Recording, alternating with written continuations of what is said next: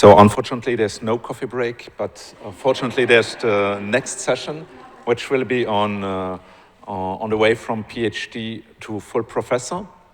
So as many of you know, we have seen it this morning already that the numbers of females in STEM is quite low. And also what we observe is that on the whole career, in academic careers, all over the career, the percentage of women is going down if you start from PhD to postdoc to assistant professor and so on up to full professor. And so I'm delighted to now introduce our invited speaker for this session, who will be Geraldine Fitzpatrick. And she's full professor at TU Vienna, where she's heading the team on human-computer interaction.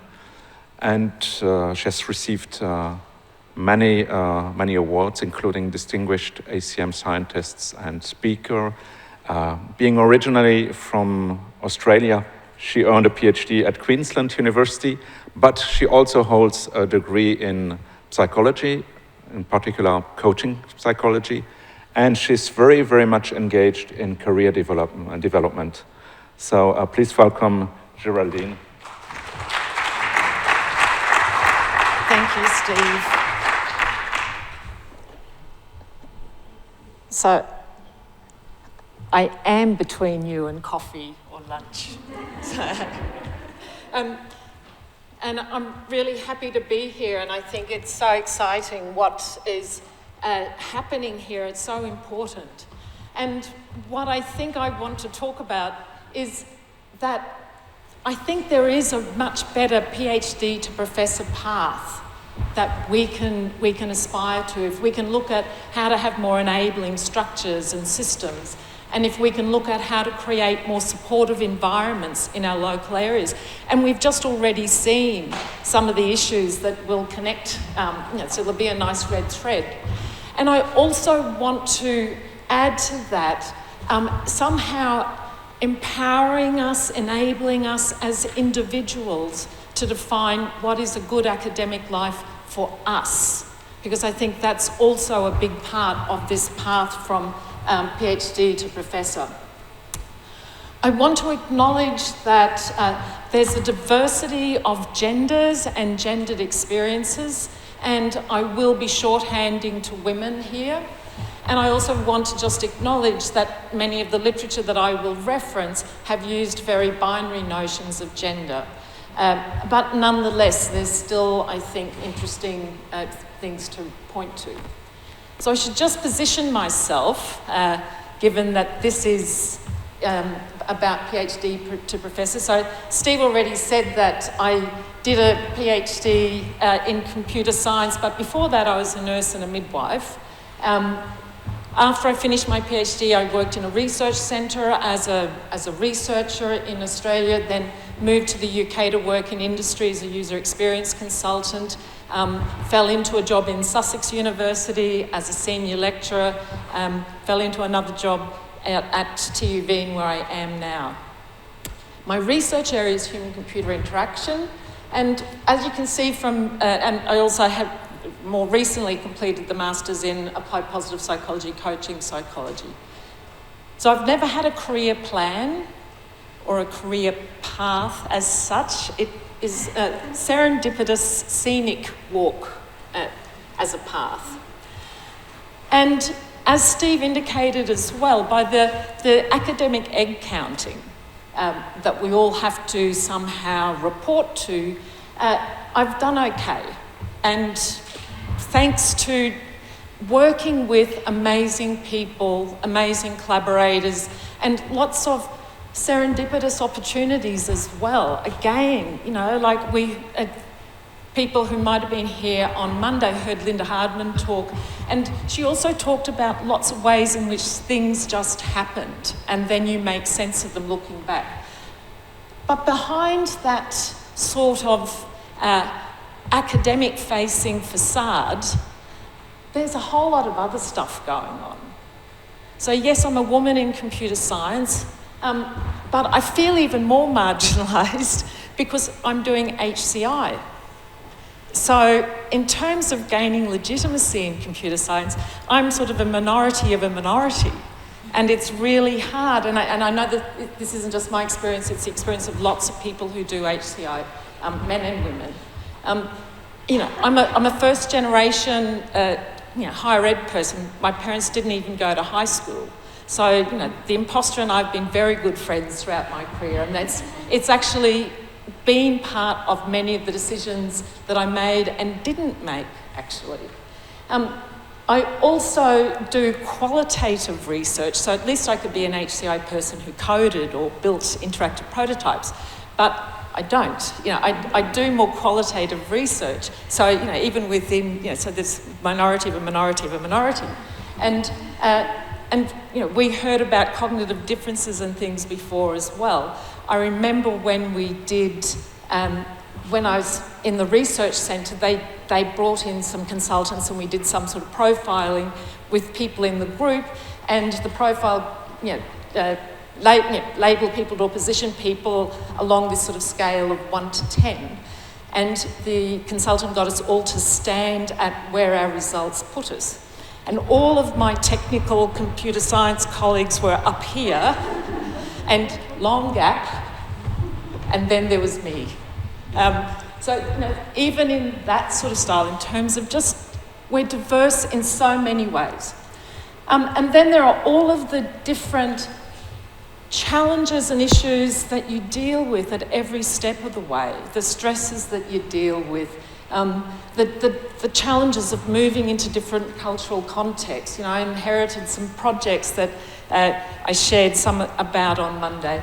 And then moving to Austria, and just the issues about not being part of the dominant language group. And I know that this is the experience for so many people, but as a spoilt brat English speaker, this is, it's been a real eye-opener about the ways in which, you feel very marginalised within a dominant speaking culture. And just different ways of working. So there are a whole lot of things that underpin our stories in our PhD to professor path. And I could tell stories about those things in detail for ages. And you would all have those stories as well. I also want to acknowledge that being a woman has also had some advantages working in computer science, because I know that sometimes I've been asked to be the token woman, dragged out, waved, tick in the box. But nonetheless, some of those token woman opportunities have enabled me to make networks. They have been important entries into my CV that might have contributed to promotions and so on. The challenge is managing the number of token women requests you get so that you're not overwhelmed. So I want to just summarise the challenges that you all know, so I'm not going to spend much time on them, to then move to what I think we can do about it.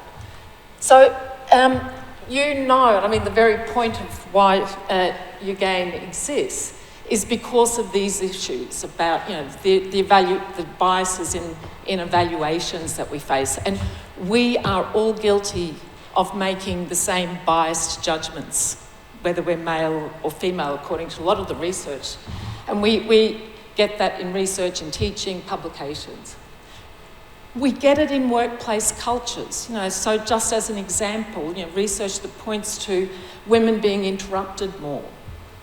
And that if a man is first to talk, women are less likely to talk. Various studies that talk about that. And we also know there's a whole lot of stuff about women doing an unfair, peer service citizenship load and paying the price for that. There's a whole lot of research about imposter, and I think syndrome is a bit problematic. It's a phenomena that we may experience in different contexts or not. There's a whole lot of research that talks about women not promoting themselves in the same way as men. That's often tied in with the imposter as well. And as we saw in the data that was presented this morning, the underrepresentation at senior levels. But what I particularly want to draw attention to is what has been happening during COVID. And again, there have just been numerous research studies that point to the effect on women academics being disproportionate and the biases and challenges in the system being magnified and amplified. And this is both in terms of publishing and productivity in work, as well as taking on even more of the invisible work. And that's both care in the home and care in our research groups, looking after people who are struggling. And I just thought it was interesting that even with Zoom, you know, a study talked about women being disproportionately affected by Zoom fatigue. And we know that there are different issues that people face at all different points in their career. So, you know, we know that by the time we get to professor and later into the career, that we do have much smaller numbers, as we saw, and some of there are diverse reasons for the dropouts at each point. You know, for a lot of postdocs' early careers, it's really the precarious contracts, you know, situation and how able they might be to relocate to different countries in order to take up other jobs. We know that when people get onto the tenure track, if they're caught up in you know, excessive service or at promotion at any level, from lecturer to senior lecturer and so on, if they get caught up in excessive service, when they come forward to their promotion, the faculty may have been really happy to have them as the curriculum coordinator for the last 3 years, killing themselves in that work. But then, despite the criteria talking about, you know, 2 of 3 of research service, admin, you know, teaching, being acceptable for promotion, if they don't have, we all know that if they don't have a stellar research publication profile, people struggle to get promoted. So there are barriers at each point, and they're complex. And we know that it also matters about, you know, your particular family context, cultural context. We heard about the issues about deciding when to have kids or not. Yeah, it's a complicated picture. So, in thinking about where we might go with this, I want to first propose that I think it's really useful to reframe the challenge. Because we often hear about these challenges more in terms of, you know, how do we stop the leaky pipeline? Or how do we retain women? And, you know, how do we have this sustainable, you know, pipeline coming through? And I want to invite us to reframe what we're aiming to do. So it's not about stopping or keeping, but it's about how can we create the most amazing, supportive cultures and processes that truly value diverse contributions and perspectives and are committed to developing individual potential. And if we can do that, as a natural consequence, we're going to stop a leaky pipeline. We're going to retain good people. And in fact, they're going to be better people because of being able to get this right. So my first point is thinking about how we frame the challenge or problem we're addressing actually matters, because it orients us to different things. There's a generative energy, power, I think, in framing it into what do we want, you know, in terms of, you know, like more positive outcomes there.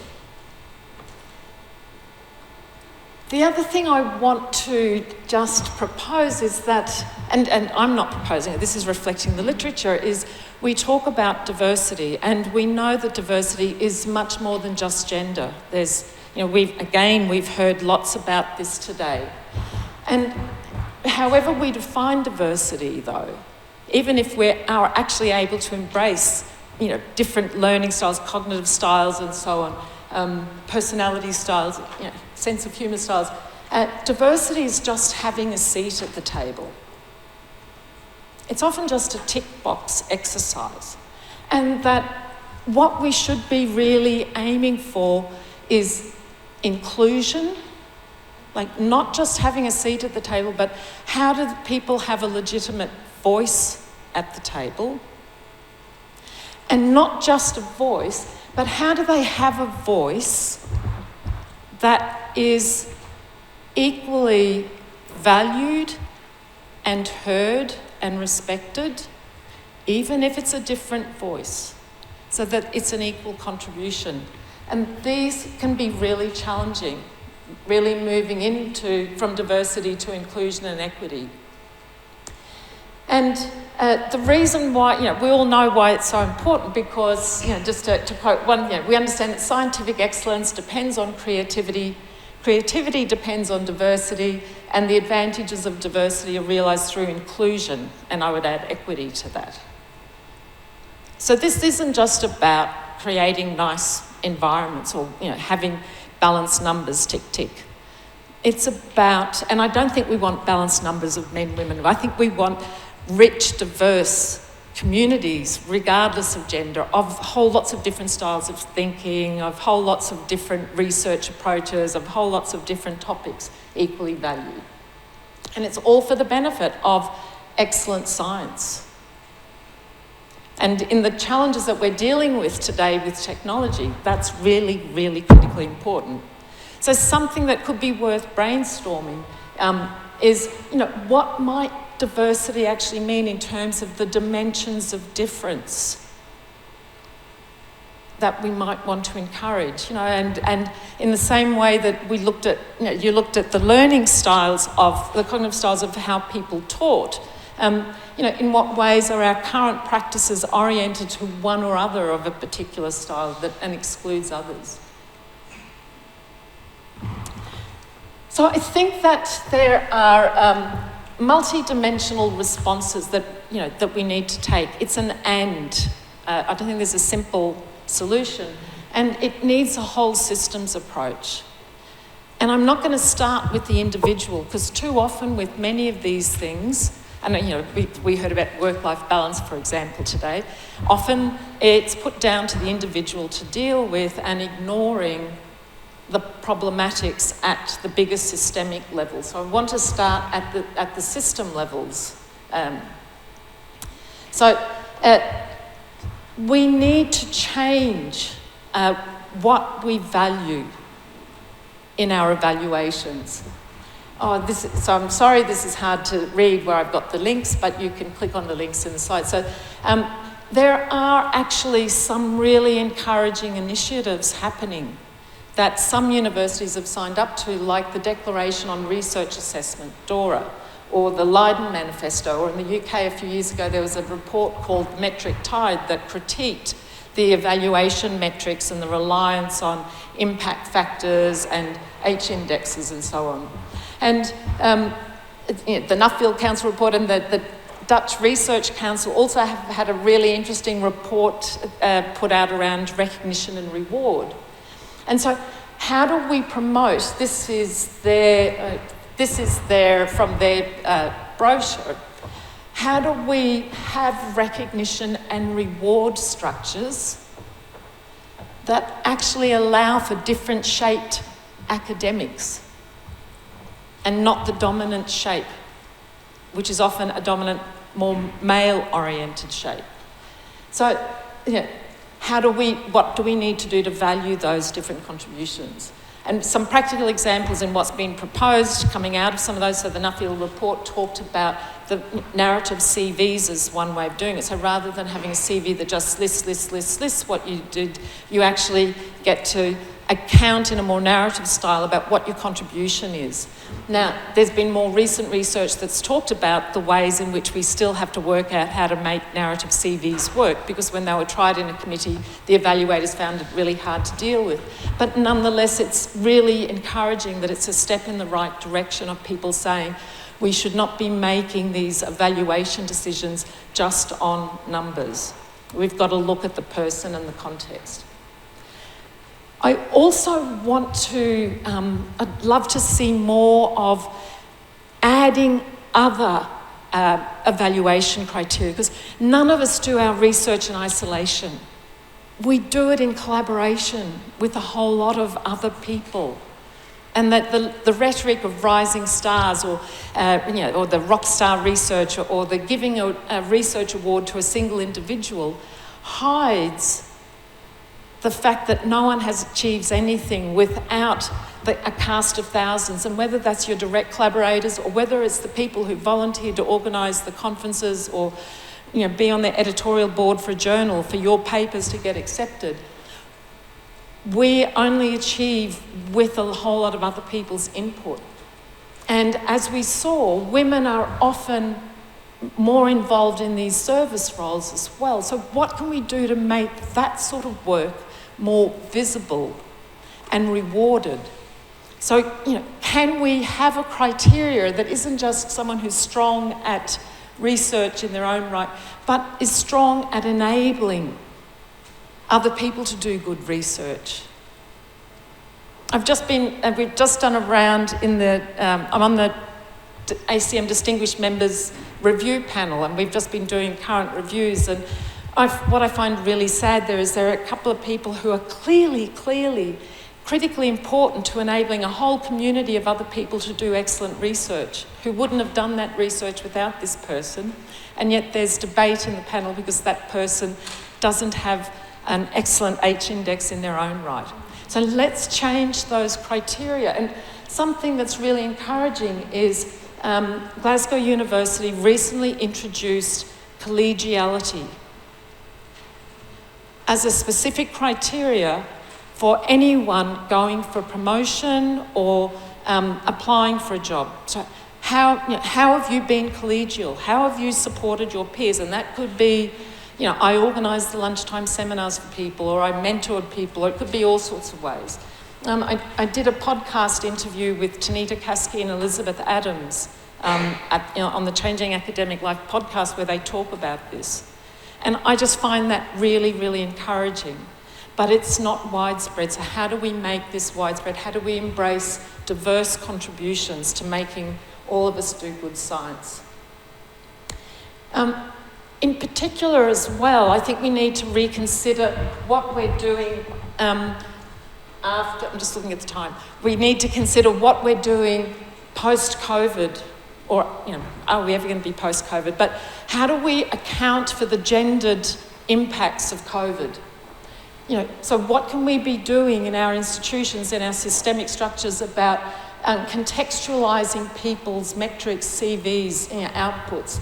How can we revisit faculty practices that might redistribute the service roles and waive service maybe for those who really got caught up in homeschooling?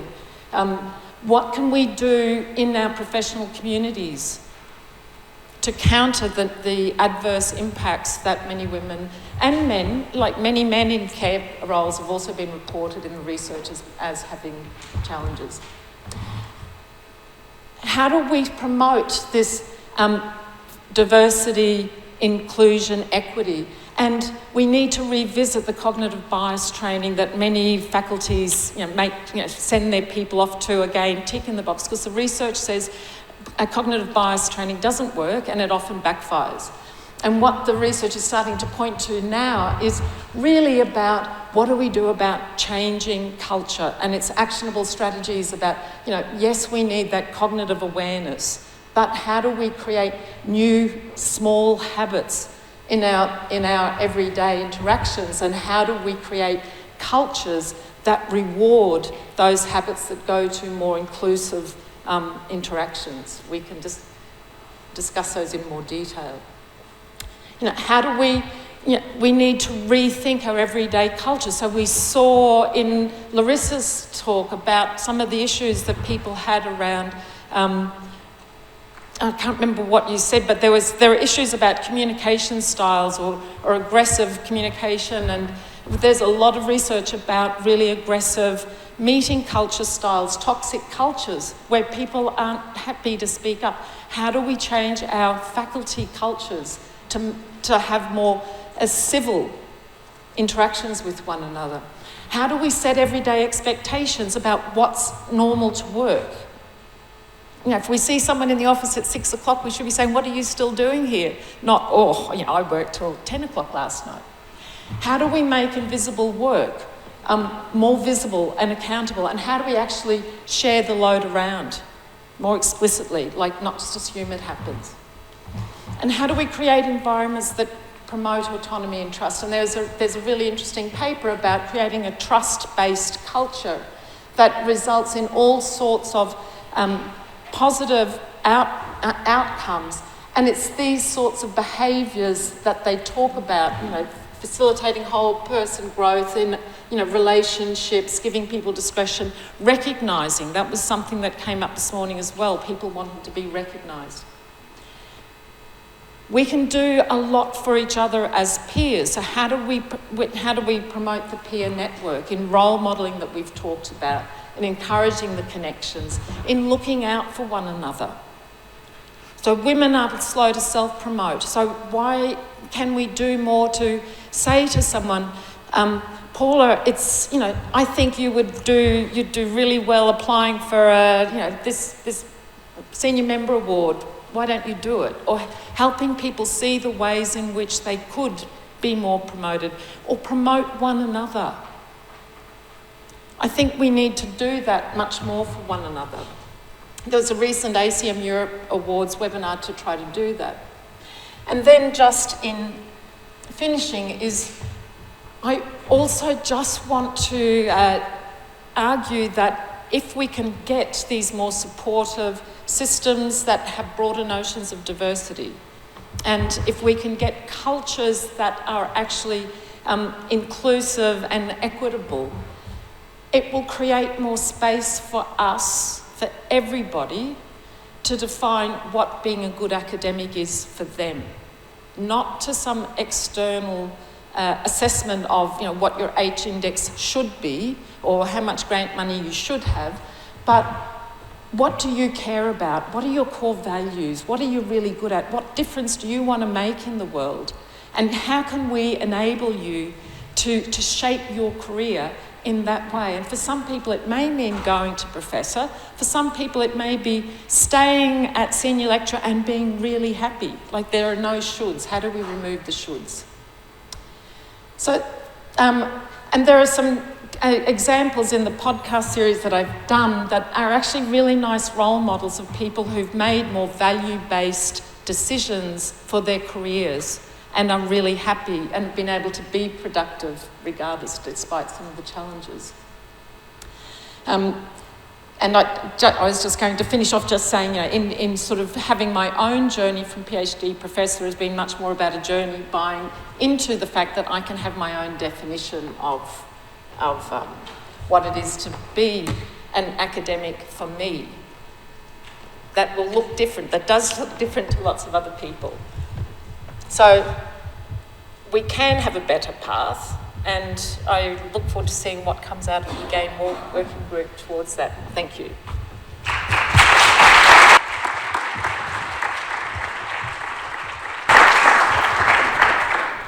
Thanks a lot, Geraldine, for the talk. Really great. We're slightly running out of time, but I guess we can take a few short questions nevertheless. So, okay, Bara already has a question.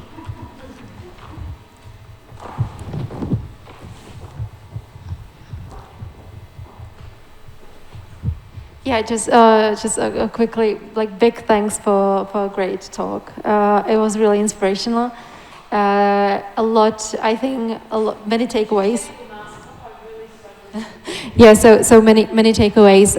Thank you for a great talk. I wanted to highlight one thing that you said about really valuing this collegiality, and I just wanted to bring one thing that I learned. There is a very nice book on managing for happiness by Jürgen Appelo, and there's a very nice thing that he says about when we think about how we want to reward people, we shouldn't think about their results but their attitudes.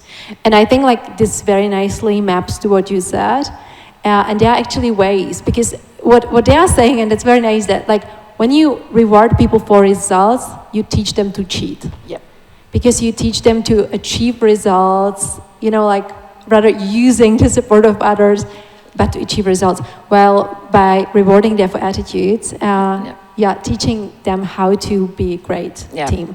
And there are very nice techniques, actually, how to do that, by establishing ways for the people to kind of do peer acknowledgement.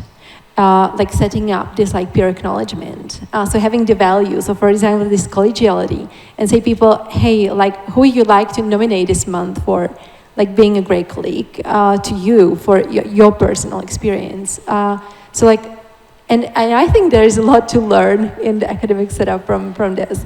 So if you had some good example on this, how to promote this like valuing collegiality or other attitudes rather than results, I'll be happy to learn more. That's just so important. Thank you for that. You know, that encouraging one another is, we can do so much, and it goes to, again, what we heard this morning. Now I'm confused about who said it, about learning, you know, the tinkering, the trying and learning and failing, you know, failing and learning. And our perfectionist selves often will stop us doing that tinkering because we're afraid to fail. And if we're only judged by, you know, like being one of the 25% papers accepted at a conference. So Janet Reed, again, one of the podcasts that I did, I learned so much from talking to the people for the podcast. So Janet Reed has this lovely example where she has, you know, runners, the finish line tape for an athletics carnival or whatever. If someone submits a paper or finishes a proposal, or, you know, sometimes, you know, could even be, we got to Friday, they'll put the finish tape across their doorway and they have to go through the finish tape to celebrate. So we should be celebrating the efforts, the big and small things. And when we're celebrating and acknowledging, we also need to be genuine, generous and specific. So it's not just saying, thanks, you're a great colleague. But what the research says is it's so important that we say, thanks, you've been a great colleague. I really appreciated the way you did X and Y. So that being very, very specific. And that also helps people recognise what their own strengths are. And they go, oh, really? You know. Because we've all got different strengths, and often when we have something as a strength, we don't recognise it because we just think everyone does it and it's just normal. So we can reflect, this lovely way of reflecting back and rewarding effort and recognising that we're in a learning journey, which means we only learn by failing and reflecting. Hi. I am Ina Tejelīte from Riga Technical University. Thank you very much for your presentation, but I think from recommendations you are missing a very important point which could be deducted from your personal career, and that is international mobility. Because what we see from different kind of fields where women are successful, some of European countries, women are more open to be mobile, to move to other countries for new career challenges. And I think that we need to focus on this international dimension of mentoring. Mentoring was mentioned in the earlier session this morning, but also on using European Union instruments to advance careers, and especially in this step from PhD to professorship.